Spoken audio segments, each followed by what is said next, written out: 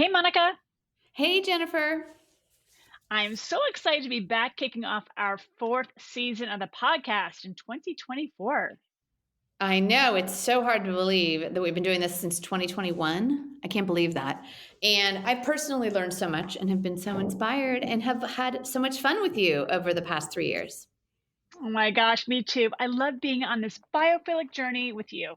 Speaking of feeling inspired, we are beyond thrilled to be kicking off the new season with today's guest, Robert Hammond. So, Robert is the co founder of the New York City's High Line, which many of you are familiar with. And Jen, you and I have both been up there. In case you're not familiar, however, the High Line is a cutting edge adaptive reuse project. Specifically, they took 1.5 miles of abandoned elevated railway and they made it a greenway in Manhattan, and it's absolutely incredible. It features 500 plus species of plants and trees and rotating art exhibits, and it's just a beautiful place to go. And if you're ever in New York, you have to stop and see it. And the decades since it was founded, the High Line has become a really iconic example of green infrastructure in New York City.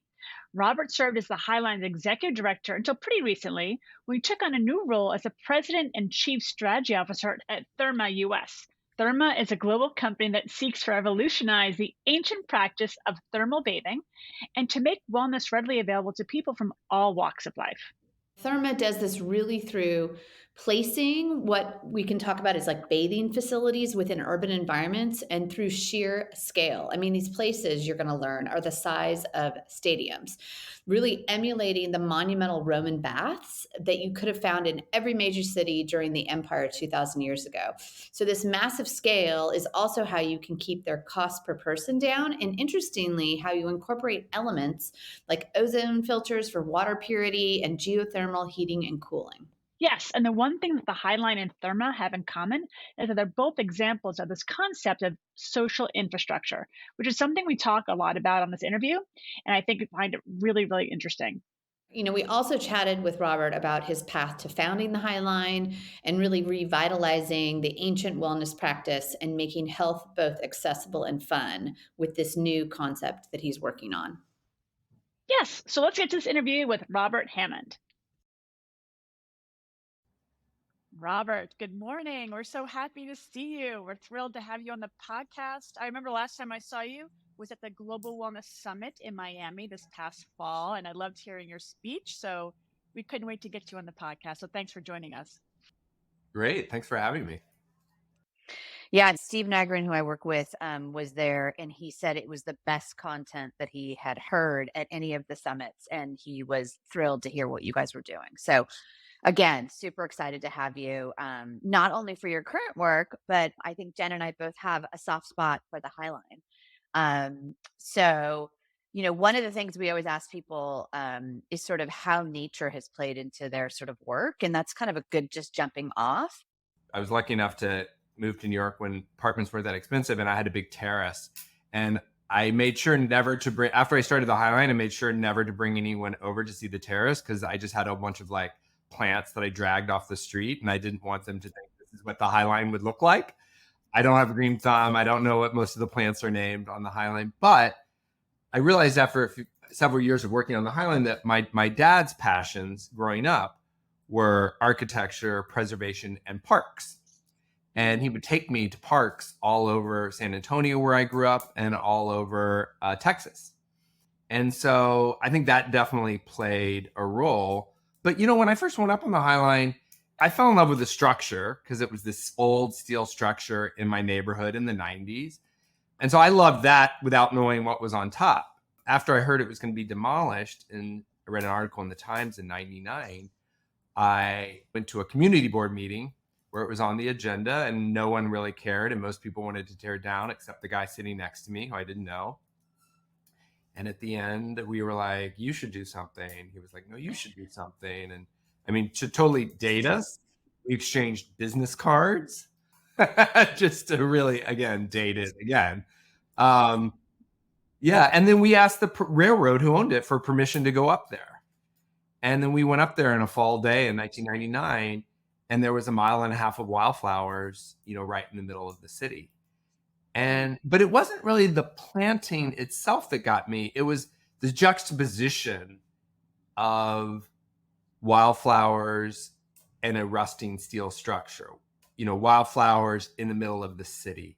It was sort of this tension between the hard and the soft, nature, man-made, beautiful and ugly. And it was always interesting what different people thought different things were beautiful, and different people thought different things were beautiful about the High Line. And when we started it, we didn't know what it should become. Like my partner, Joshua David, we weren't architects, we weren't designers. We didn't really, they always say you have to have a clear vision. We didn't have a vision at all. We were sort of like, well, let's save it, and people in the neighborhood and the city should decide what happens to it. It coalesced around this idea of keeping it wild. I just love, wait, hold on. I've got to back up, because the fact that you just said we didn't have a vision leads me to go back to the first time I met Steve Nygren from Sarah B, where Monica is. He said to me, I'll never forget, he said, when you show up for nature, nature will show up for you. And so the fact that you didn't have the vision, but nature gave you the vision to do it. And as a fellow like New Yorker, born and raised in the Bronx and spent a lot of time, we didn't go. Like what you're saying is, I knew there was this elevated path for the trains as a kid, but we weren't allowed to go to that side of town. And so this awareness that you gave to all of us to be able to say, oh, if we grow this or we expand this, we're going to open up an avenue to just presenting opportunities for people to not just be outside, but to the awe and wonder of like what was there, and then the growth of everything else, which we'll get to. But I just think it's so profound, this opening of the eyes and being able to see things that most of it didn't see. But I love that you did. Yeah, and I think not having the experience. I mean, when I have done presentations about the High Line, I have this slide that says no vision, no experience, no money. We didn't have a plan of what it was going to be, how we would pay for it, and that we didn't have the experience was actually really helpful.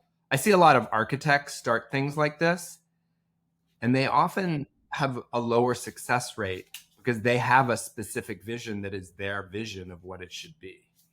And by not having an expertise and a vision, it allowed, we had to go find a whole bunch of people with expertise, and other people got to shape the vision.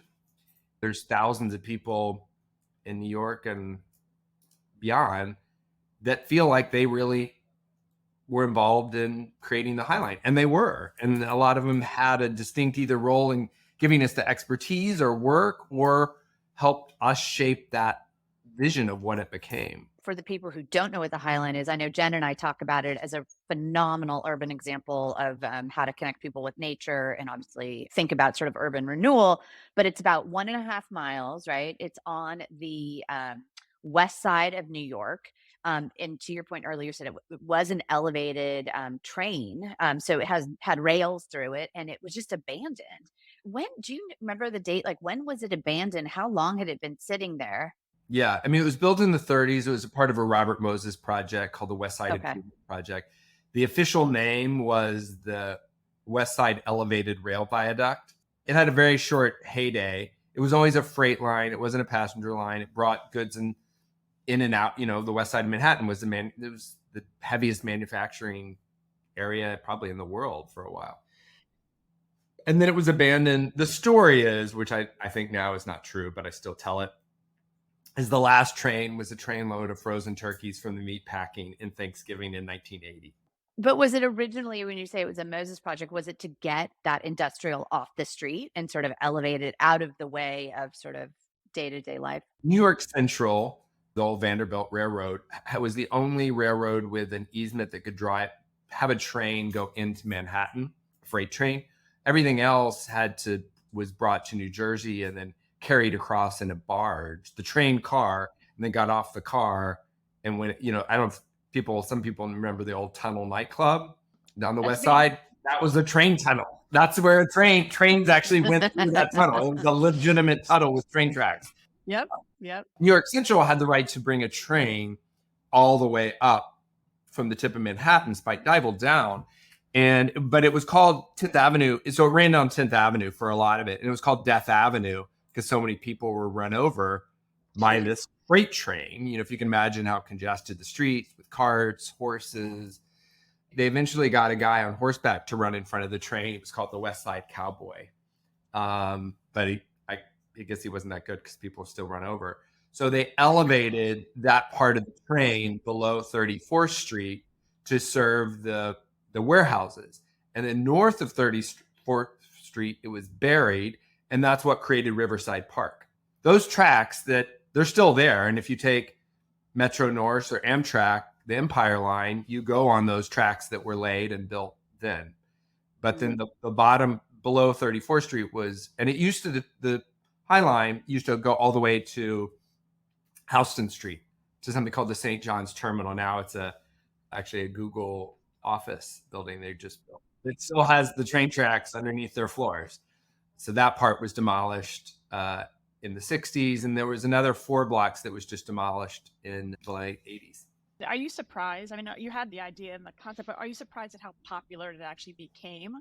When we started this, I thought the chances of it happening were 1 in 100. And now that's hard for people to understand because it is so popular. But at the time, I mean, I was 29. My background was in like .com marketing. My partner was a travel writer. I mean, we had no vision, we had no plan, we had no money, we had no expertise. And everyone agreed it should be demolished. I always like to blame Giuliani because he signed a demolition order a few days before he left office. But the 2 mayors before him were also for demolition. Like, it had no future for rail. The underlying property was owned by 22 property owners. They all wanted it torn down because they couldn't fully develop their property because they had a train track running through it. So everyone felt it was a matter of time before it was torn down, and it would be too expensive. And why would anyone want to go 2-3 stories up to walk? You know, where would the money come from? There was a lot of opposition that actually was warranted. That was not crazy. When we were actually already in construction, the city asked us how many people are going to come a year. So we looked at like the Whitney and Guggenheim, 2 museums that were then both on the Upper East Side, and their visitation was 304,000 people a year. And so that's what we thought. We thought we'd be great. We'd be thrilled if we could get 250,000 people a year. And the first year we opened, we had 1 million people. And before the pandemic, and probably maybe by the end of next year, they'll be back up to 8 million people. Oh, incredible. And putting that in perspective, that Metropolitan Museum, the most visited site in New York, gets 7 million people. And the Met is, I think, 40 times our size by walkable square footage. One of the biggest problems that we have is this odd issue of over success and the problems that presents around gentrification, around crowding, around tourists. So it's an odd set of problems that we dealt with in the past 15 years since it's been open. Once you realized you were going to do this, you knew you had to get sort of community involvement, but were there any examples that you were able to look out in the US or around the world that you could say, here's an example of either, you know, I'm sure there was good urban renewal ideas, but anything on the sort of elevated train track concept? Yeah, that's a great question. Yes, there was one in Paris called the Promenade Plantée. It had actually just opened. It was on a much more sort of traditionally beautiful structure. It was older, you know, built in the 1800s. It was a brick building that used to go where the Bastille Opera House, where the Bastille was. They had a train station, and so it went into that train station. Now it's an opera house, actually, and they turned it into a park. Not that many people went to it, but it was interesting. And they basically put on top of it what you would see in a normal traditional park, sort of formal, some park benches for formal planting. But it was used, you know, you could tell it wasn't that well used. There was sort of graffiti around it. It wasn't that well maintained, but that was something that we looked at as at least someone else had done it. Right. Because we know that anybody who's going to be giving you money, and obviously this is a nonprofit that ended up, the Friends of the High Line, which we'll touch on in a second, they prefer examples. Even though if you're going to be the one with no experience, they still want to show me success somewhere else before I write you a check. We didn't have like a specific vision, but one thing that that was really important to me and a lot of these early people was we didn't want to just build a regular park. That if we were going to go through this effort, if this sort of crazy dream was going to happen, we just didn't want to put up a park bench, a stair, and some grass and a bush. You know, we wanted to build something really interesting and unusual there that had a magic. Because when you went up on the High Line, there was a magical feeling. And in back of me, you can see a picture, a Joel Sternfeld photo that he took of what Oh, the High Line wow. looked like with, some people called it weeds. We called them wildflowers. We couldn't leave it as is. I mean, that after we brought other people up there, that's what most people wanted. Is, okay, just leave it like this and put a pathway. But it needed to be remediated. It had lead paint. It had asbestos. It had all kind of chemical. The reason flowers don't grow on rail tracks is because they just pour tons of chemicals all over those rocks. So, when you go and you pick up rocks near railroads, they're full of chemicals. And so we couldn't keep that magic. So we know we needed a different kind of magic. And even 4 years into the project, we still didn't own it. We were still fighting. The developers were fighting us. The city was trying to get out of the demolition order that Giuliani signed. We didn't have any money. We still didn't have a plan 4 years in. And so we did an ideas competition to draw attention to it. No one even really knew what it was. And then a year later, we had made some progress and we did a real competition for actually what the real design should be. And what was the catalyst in between there? Yeah, it was really the Bloomberg administration. I mean, Mayor Bloomberg, at first, he was supportive when he ran for office. When he got in office, 9/11 had happened. The city was in the economic, this was sort of not high on the priority list. Over time, people in his administration got really behind it. Dan Doctoroff, Amanda Burden, the Speaker of the City Council, Gifford Miller, really got behind it and started dealing with all the legal issues. We and the city had been sued by the property owners to expedite demolition. There's a lot of legal issues. The city was going to put up some money and then we would put up money to build it. But we just still didn't have a cost and we thought at the time it would be about 40 million, which to me was a mind-boggling number because, our nonprofit had probably raised $500,000 at that point, and which was a lot to us. And, went all in, the High Line actually ended up costing 300 million. But that original bargain we stuck with the city. The city put up about 120 million and the federal government put in a little, and we raised the rest privately. But again, I could have never have imagined we would be able to do that. There were still lawsuits, but the city felt comfortable enough for us to do a real design competition so we could get a design and then have a cost estimate. And then we could answer, what is it actually going to be? Because at the time, we still, all we had was pictures of pools and roller coasters on it, which didn't inspire confidence. Well, I think it's so interesting too, the undulating path, because if you've never been to the High Line, you think, okay, there's a straight path, but you've turned it into something that's more like there's discovery around every turn. So while it is a straight line, but there's also this undulating hills and discovery of like art and different flowers and plants. And you're always telling us like what to look for along the path too, which I've always loved when you were there. And there's just a sense of exploration around every turn for people that live there and those that are visiting, which I think is so exciting for just when you think, okay, what could be on this path? And when people come from all over the world ask me, like, what should you do? I'm like, go to the High Line and just let your mind like be blown away. The juxtaposition of the old buildings next to the new buildings, there's so much to just take in on the simple walk. It's really eye-opening and it really changes. It changes you when you get to walk on this path. It's really beautiful. I can't really take credit for that. We had an amazing design team. So we did a design competition. Zaha Hadid, Stephen Hall, Michael van Valkenburg were the other finalists.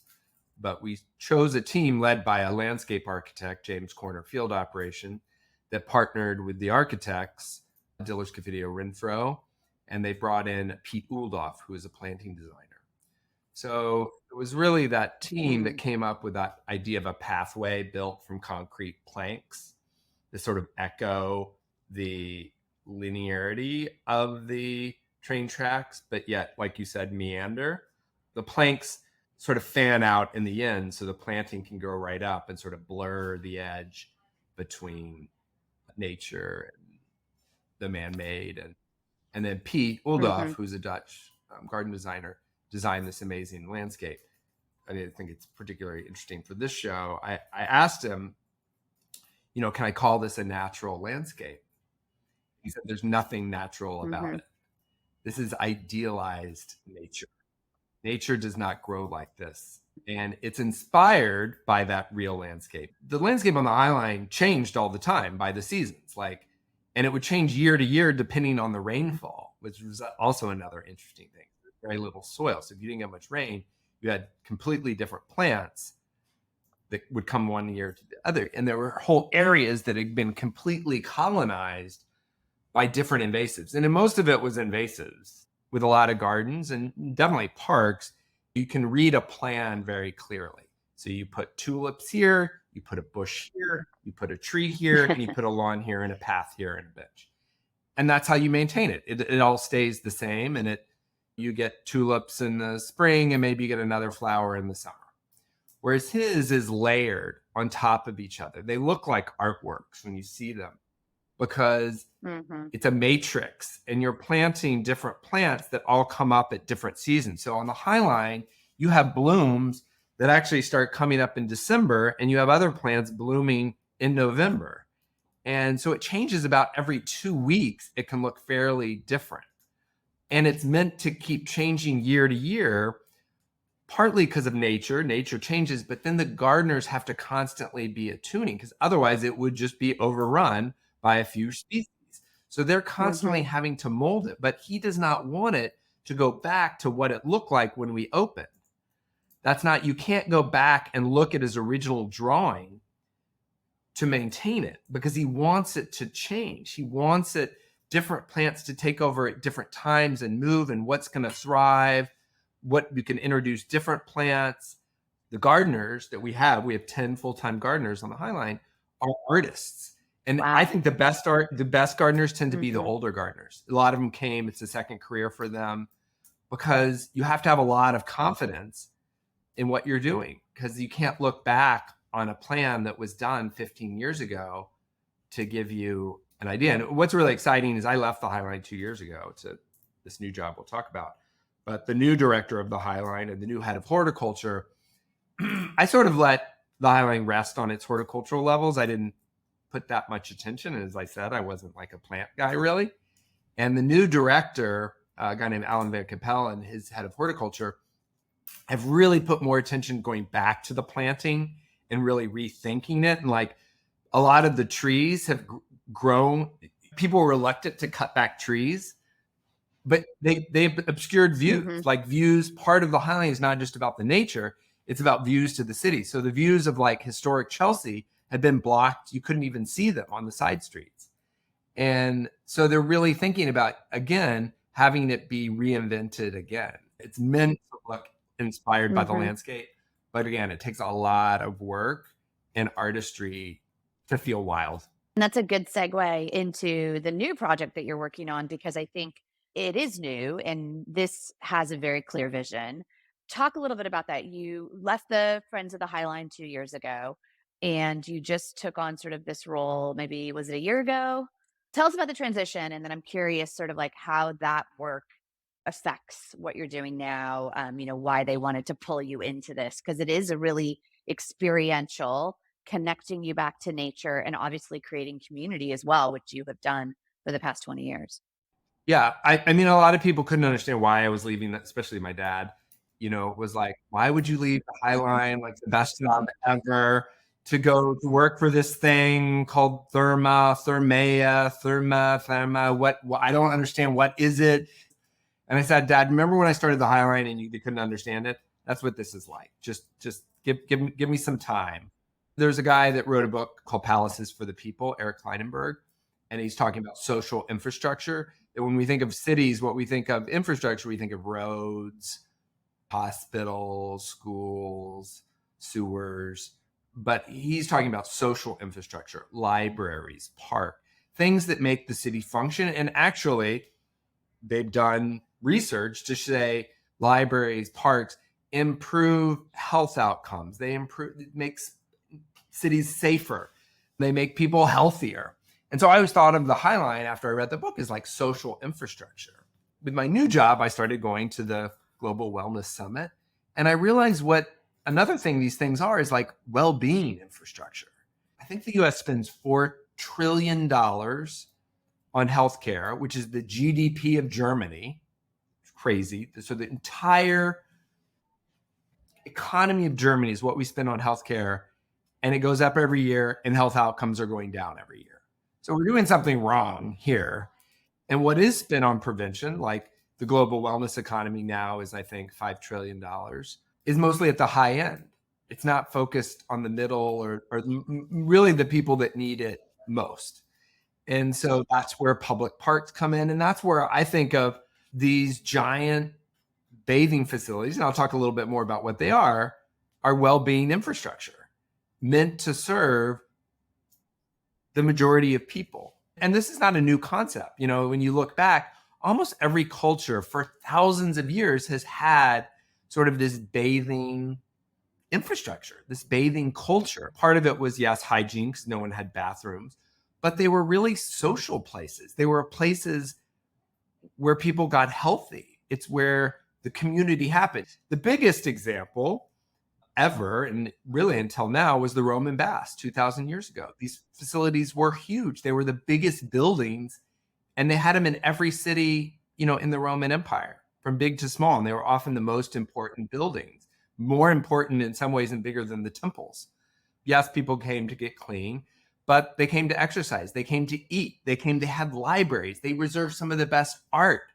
You know, some of the best Roman statues that we have in museums came from the ruins of the baths. And this tradition survived in smaller areas in Europe. You know, it sort of survived in Finland and some of the Norwegian countries. And then it got revived in Germany. Germany has this tradition of baths. And again, it's not about bathrooms. You know, whenever I say bathing, sometimes people think, oh, your bathroom? I was like, no, this is a place where people come to sit in warm water, to go in a sauna, to be with other people. They're social places. They're not like what we think of a spa, which is in a basement. It's dark. It's expensive. You don't want to see other people. These places are open. They're airy. They have natural light. And the company I work for is about 20 years old.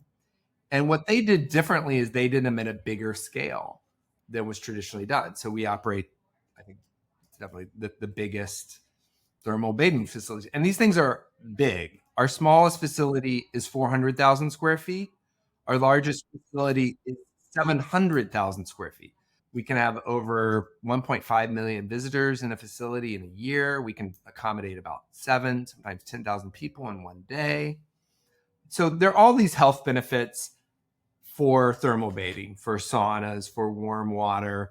It's great for all, you know, your heart, your brain, one of the few things that is shown to prevent dementia. But to me, the most important well-being aspect is the social nature. These are social spaces. Only 10% of the people come alone, and even those probably are going to meet other people. And yes, AI is going to bring so many things in the metaverse, but we need to connect in person. So yes, you can meet on Hinge, but then where are you going to do your first in-person meeting?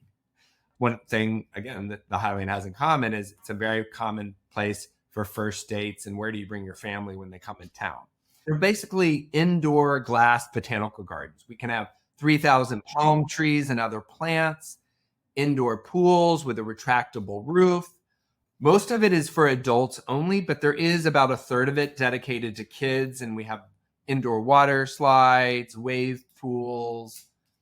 And then on the adult side, we can have dozens of saunas, and we have swim up bars. I'm probably more of on the health nut side. Sometimes just having a drink is also can be a part of well-being, you know, of just connecting with others. And it's really special to have that drink in a warm pool. Older people come earlier, and we have families. And then, you know, if you come at 9:00, it's packed with 20 and 30-year-olds. So we have 4 of them in Germany, and we have 1 in Bucharest, Romania. We're in construction, and 1 in Manchester. We're moving forward with some in Canada, Korea, hopefully the Middle East. We have another one planned in Southeast Asia. And then what I'm focused on is the US. We'd like to open 10 of these facilities in 10 cities in 10 years. In a city, a very urban city, would you go outside of the city? Or, I mean, can you possibly find 15 to 20 acres that you could take over in cities these days? So we don't want to be outside the city. We want to be in the city. Again, part about being that sort of urban social well-being infrastructure is being in the city where you can get there on public transportation. It's accessible to the most number of people. So how do we do that? In New York, one, it's going to take a long time. It took us 10 years from when we started the High Line to when we opened. I hope we can do this quicker, but it's going to take a while. And we're going to have to verticalize it. Right now, they're very horizontal, so we get all that sunlight. We don't want these things in basements. We need natural light so plants can grow, because that's integral to have these experiences: the water, the light, and the nature, and real plants. But there's a lot of different things we can do. We could build it in the podium of a big skyscraper. There's a lot of old industrial buildings that we could build on the roof. It's actually a great time to be looking Yes. for commercial office space in the middle of Manhattan. So we have an agreement with the mayor of Washington to locate a facility in Washington, D.C., not Alexandria, not outside the city, but in the city. It's very important for the city. One of the reasons she's committed is a lot of people don't stay very long in Washington, because if after you've gone to the mall and your kids, how many museums can they go to? People spend money outside the city and don't stay very long in the city. So for her, it's part of her, economic plan for the city. And then Dallas, we're actually looking at property in downtown Dallas. We want to be in LA. We want to be in Houston's another great city, Atlanta, Chicago, San Francisco. Again, a good city, not easy to build in, would take us a long time. But again, there's, for the first time ever, actually space. And cities need more and more central business districts, downtowns need something that's going to bring people back. And we think we could get 2 million visitors a year in a major American city back into a downtown. So it has a lot of other economic benefits. We also, unlike residential or commercial buildings, we would have almost 1,000 good paying jobs all year. Hopefully next year we will announce one or two, locations that we have locked down. And like the High Line, I can get a lot of credit, but I didn't do the work. And in this case, I've done actually very little. It's this company, Therme Group, has been working on this for 20 years. And it's an interesting company. It's led by a guy named Dr. Robert Hinea. And he has built the company. He has 15 architects that have been with the company. He has full-time engineers. He has full-time horticulturalists. So instead of using consultants he's actually built this in-house expertise. So people have been building these indoor pools for years. They've built several of them. And so they know how to maintain them. For example, the other thing the scale can do is we can offer a higher quality product at a lower price. So for example, when you normally go in any kind of water facility, it smells like mold or chlorine. Even if it's not chlorine, it's salt, it sort of tastes funny, and it's ultimately going to smell if you have big facilities. Therme uses ozone filters. So it's like spring water. They cost several $1,000,000 each. Would never make sense for a hotel pool or even a water park to be able to afford that. Because of our scale, we can do that. So when you go into a Therme facility, there is no smell. The water tastes like spring water. We use geothermal water. So we recycle 80% of the water. The facility in Bucharest was the largest wellness facility that was LEED certified. We get a lot of our power from the geothermal. There's things that the scale can do, and then that brings the cost down. The average cost for a visitor in Romania is about $25 US, less for families. I think it'll be more in the US, but definitely under $100 for a full day. It's not like you go to the gym necessarily and come for 30 minutes. It's like an event. So Robert, give us, because I'm super curious, give us an example of like what a typical 4 to 5 hour experience might be. Am I in a bathing suit the whole time? Are you giving me towels? Like, tell me about the experience and what I might expect if I go to one of the current locations. Yeah. So I would use how I would use it. So I would go, I have a 2-year-old and a 5-year-old, and I'd go with my husband. We would check in, and we're all men in our family, but the changing areas are co-ed. So it's great for families and couples. There's cubicles where you go in and change your clothes in private, but so you don't have to separate, which is often, if you go with a couple or family, people get separated in these facilities. So you're all together. They aerate the lockers. They have air constantly coming through, and they're heated a little bit, so everything stays dry as it doesn't smell in your lockers. You open them with a wrist device that you use for everything, and you pay for anything when you go in. And then you come out from the locker and you come out into this giant space. It looks like a glass botanical garden with a giant pool in front of you, ringed by palm trees. And you're in your bathing suit and it's warm. It feels comfortable in your bathing suit. Some people wear robes. And then the first thing I always do is get in the pool. And the pools are different. They're what they call in Europe like thermal bathing pools. So in the US, you either have a hot tub that's very hot, or you have a pool, which is cool. It's not cold, it's like cool. Whereas these pools are warm, they're body temperature. You go in and you almost don't feel anything. So it feels really relaxing, but there are a lot of health benefits for arthritis, joint pain, injury recovery to being in that warm water. Around the side, there's sort of these water lounge chairs where you lie in the water and just, look up under the palm tree. You can go get a drink at the bar. And it's all walking. People are not swimming laps. There's no loud exercising. People are just relaxing and talking. If you go to the very edge where the glass wall comes down, there's these revolving doors in the water that you walk through and go outside. So you never have to get out of the pool to go outside. The water's warm and you're outside and there's snow on the ground and you can get a drink outside in the pool. There's almost like a kind of lazy river in the pool that sort of jets you around. It's giving your mind something to do so it can do nothing.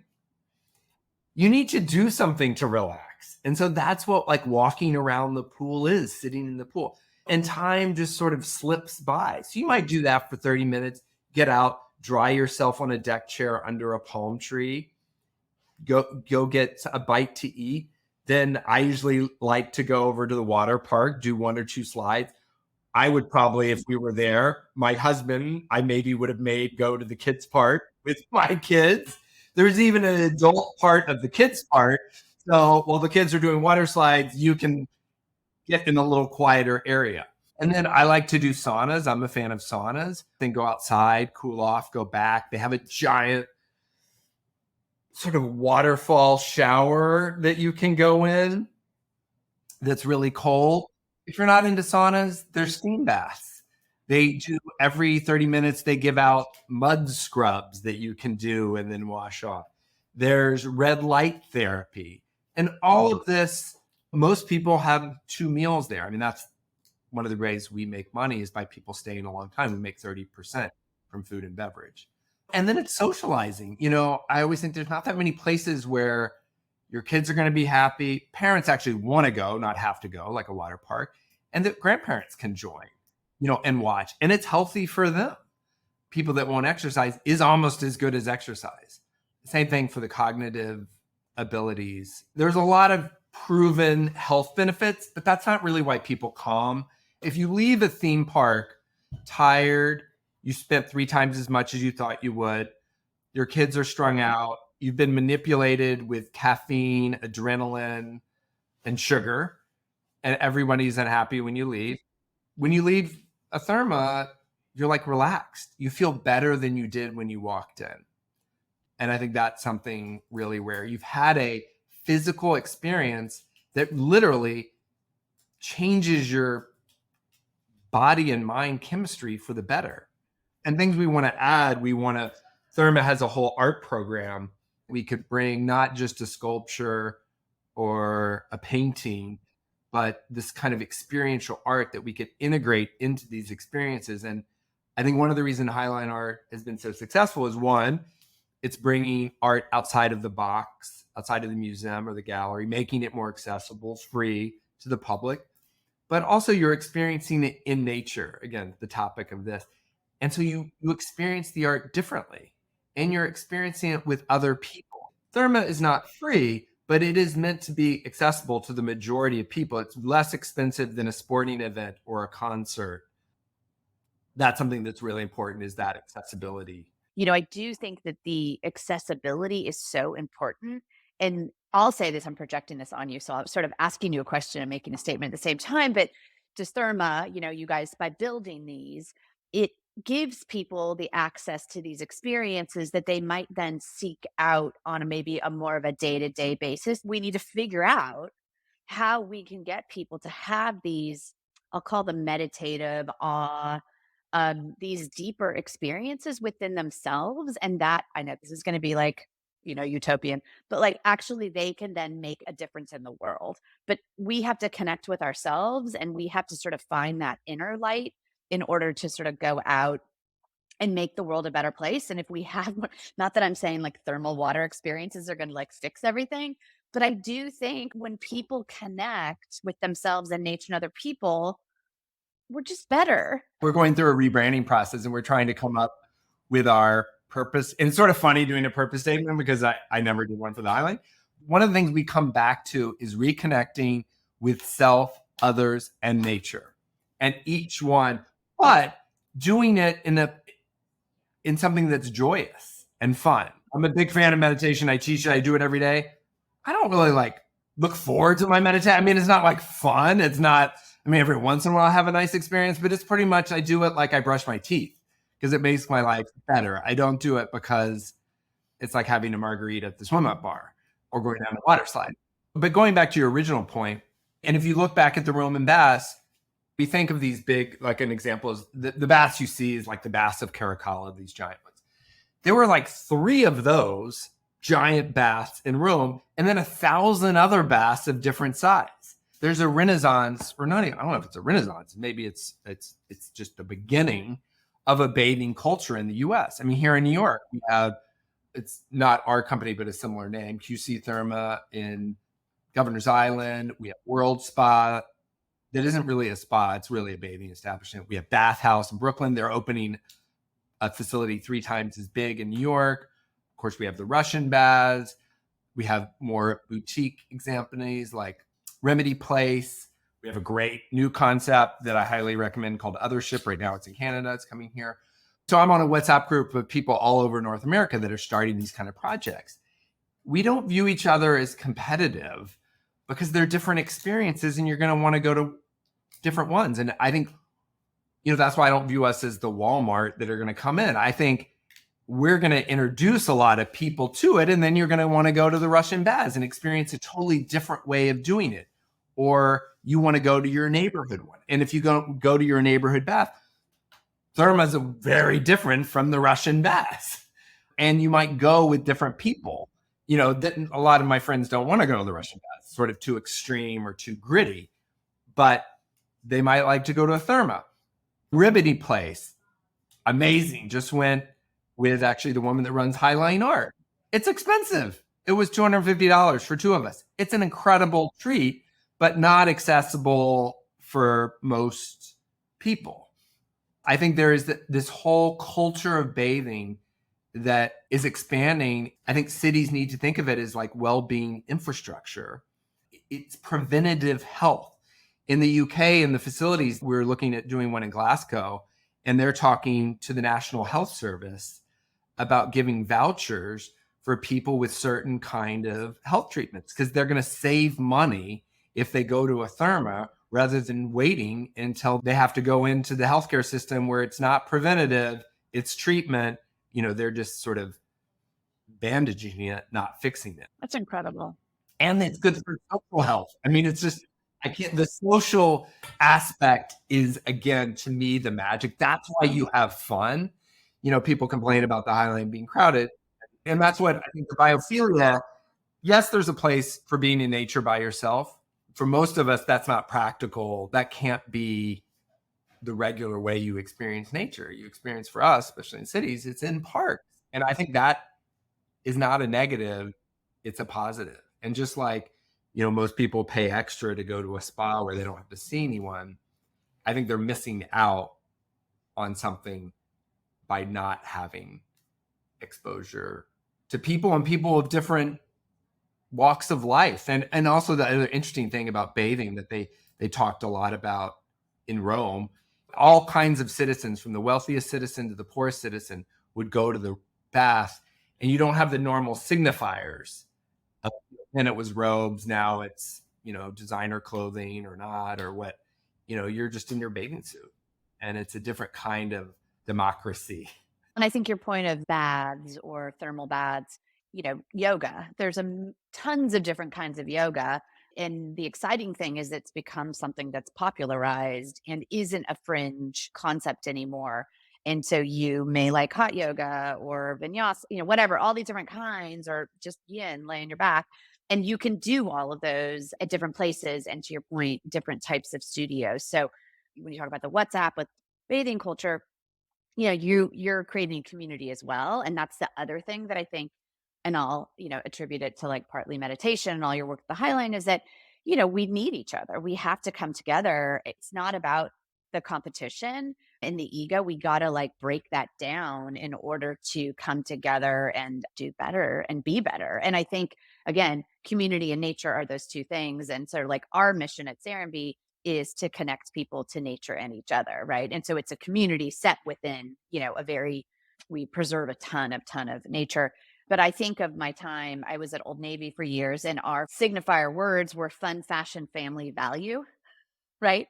And so, but the fun was really important, that experiential that, Old Navy is sort of lost a lot of that. No offense to them, but you would go in, and those fabulous retail was very experiential with neon and mascots and cars and stuff. The Sixth Avenue, was it the Sixth Avenue store? Yeah, I mean, there were so many. I always think, what are your sort of, brand values to start with? But I think it's interesting to sort of just this thermal water experience. Like I wrote that down because, Jen and I were like, we don't know how, like, what is it? To your point, is it a water park? Can I get a spa service? And so you have to sort of educate people on this larger bathing culture first. And then they're just going to have to start experiencing it. By doing them at scale, you make it more accessible, and it's very profitable because your costs don't go up as you get more people. Whereas in a normal traditional spa, the more customers you have, the more staff you need, the more room you need. And so it's good business as well. Is there anything we haven't covered or you want to share? And how can we support you? Yeah, we're just working on our Instagram, and you can do Therme Group for our corporate. I mean, if you have questions for me, you're welcome to email me at robert.hammond@therme.com. On my Instagram, where I put bathing stuff, is the Highline Guy. I'm still the Highline Guy, even though I've left the Highline. I think I'll always sort of be the Highline Guy. So that's my Instagram. Fantastic. Yeah, and I'm on LinkedIn. Well, Robert, this was a delight. And yeah, thank you for taking the time. And it's been a total joy to have you. And I'm so excited to learn more about this. And I got to find myself in a foreign country. But Robert, you and I will have to walk the Highline sometime soon for sure. Okay, happy to. So Jen, one thing that stood out to me right from the start is that when Robert set out to found the Highline, he didn't have a background in urban planning or landscape design or architecture. He literally just had a compelling idea and understood his own limitations. So he brought in all these great experts to bring the vision to life. Yeah, I think people can really limit themselves and their potential when they have a great idea, but they really don't necessarily have a perfect aligned career path or background. Yeah, and I love that Robert recognized like where he needed the expertise and was able to bring those people in to help. And so like a big takeaway for me was that don't let imposter syndrome get the better of you. I also really love the way he describes the tension between nature and man-made elements as you walk along the High Line. I love taking existing highly industrial structure and imbuing it with nature. But that tension really roots in its place in New York. I kind of find that very, very interesting. Yeah, I really, really love that. And bringing Therme into the conversation, I was super fascinated with the concept of places and spaces that provide social infrastructure. I really like that concept of social infrastructure. The Highline's a great example of this because it's a free greenway and it encourages people to get outside, walk, connects them to nature and art. And then Therme provides these really beneficial wellness services in a way that promotes social gathering. And I think, he talked about like breaking down class barriers and also making it fun and unfussy, right? I mean, I love the spa, don't get me wrong, but there's a very different type of experience that's nearly always at a premium cost. So this felt more accessible. That's so true. I really, really appreciate what you just said there. I also find it really interesting that Therma is consciously revitalizing a bathing practice that was around for thousands of years across cultures that we've kind of lost touch with. I mean, it's not dissimilar to biophilia. We have to remind ourselves that we're super connected to nature because we've become so disconnected from it. Yeah, right. So it was a great interview, and we've kicked off the first episode of the season. We have tons of resources in our show notes for anyone who wants to learn more, and we'll be back in a couple of weeks. Okay, Monica, see you soon. Bye, Jen.